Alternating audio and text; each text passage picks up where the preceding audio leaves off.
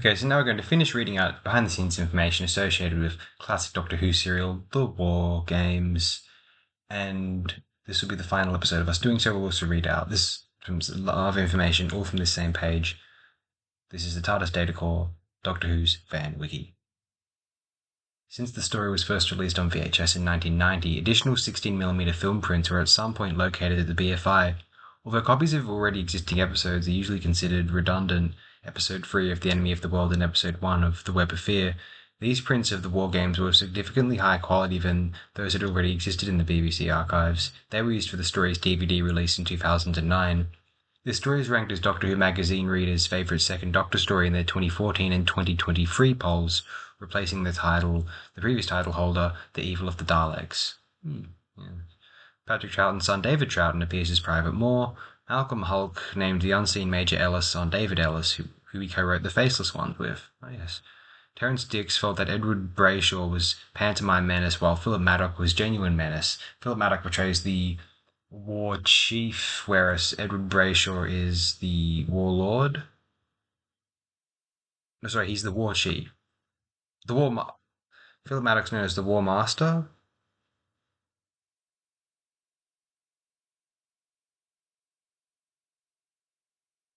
Oh, I shouldn't have.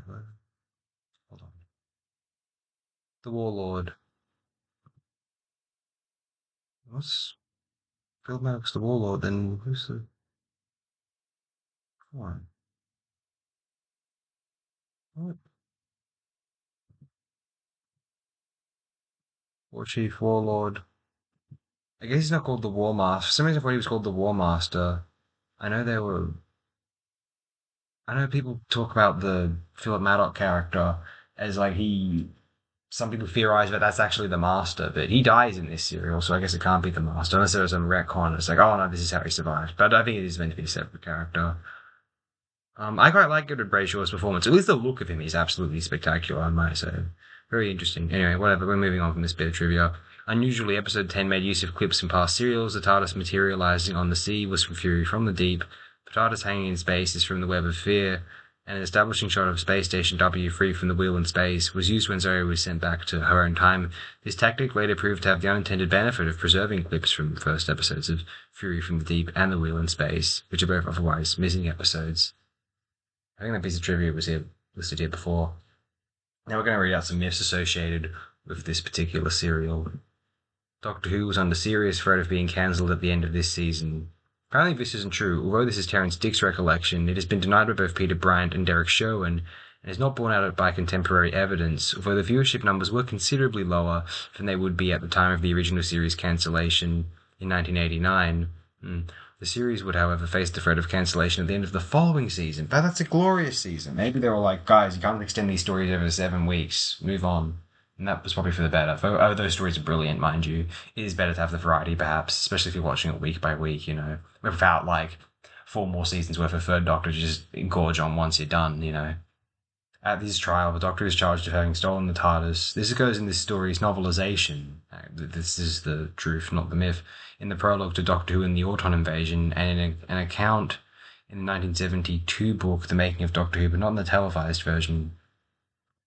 Oh, Doctor Who and the Auton Invasion, that's a novelisation of Spearhead from Space. Yeah. Not the Terror of the Autons. Sorry, I go back and it takes me to like a different part of the page. Like, wikis are bad like this. Jeez, it's done it again. I found myself. But not in the televised version, although the Doctor and the War Chief do discuss the said theft in episode 8. In episode 7, the voice of the officer ordering the Doctor's second firing squad to fire was none other than Patrick Troughton himself. But that's not true, apparently. This is claimed by the DVD release's production subtitles, but even a casual listener can hear that this is Esmond Webb as Sergeant Major Burns giving the order. Wow.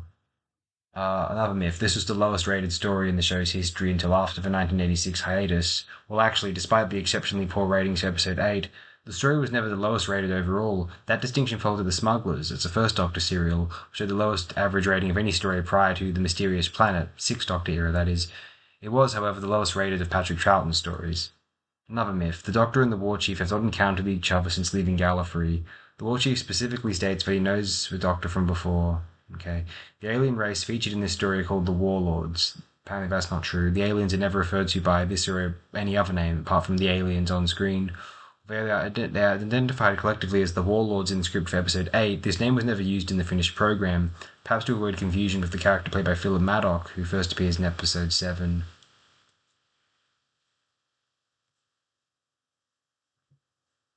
Wait, which actor plays what? Philip Maddock? Because I go to listen, like I go to the page and it doesn't show them.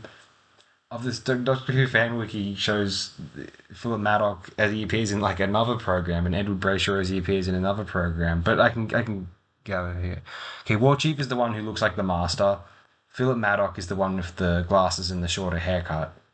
Okay, very good. So yeah, I made a mistake before. I got them confused, and so I guess Terrance Dicks thought Edward Brayshaw was a poor performer, but Philip Maddock was genuinely menacing.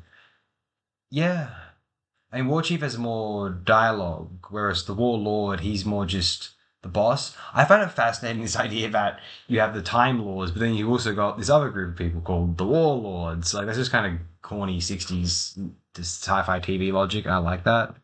But obviously, like, Doctor Who got more complicated and they're like, I mean, I don't know what the expanded universe says about what this they call this race. I guess they call them the Warlords. Well, let me check what are they called. The character's called the Warlord, but aliens. Yeah, they're called the Warlords, or simply the aliens. We're a humanoid race who tried to conquer Mother's Spiral at least twice. Mother's Spiral was the Time Lord designation for the star cluster in which Earth's solar system was located. How lovely. Okay, now we're just gonna finish this. We're gonna go get copyrighted. If we're not, we're gonna get copyrighted in 7 minutes. Bye, guys.